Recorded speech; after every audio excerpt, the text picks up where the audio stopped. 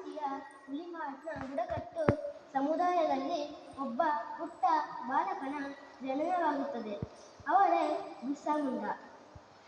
ಬಾಲ್ಯದಲ್ಲಿ ಎಲ್ಲರಂತೆ ಕಾಡಿನಲ್ಲಿ ಆಟ ಮತ್ತು ಬೇಟೆಯಾಡುವುದರಲ್ಲಿ ಕಾಲ ಕಳೆದರು.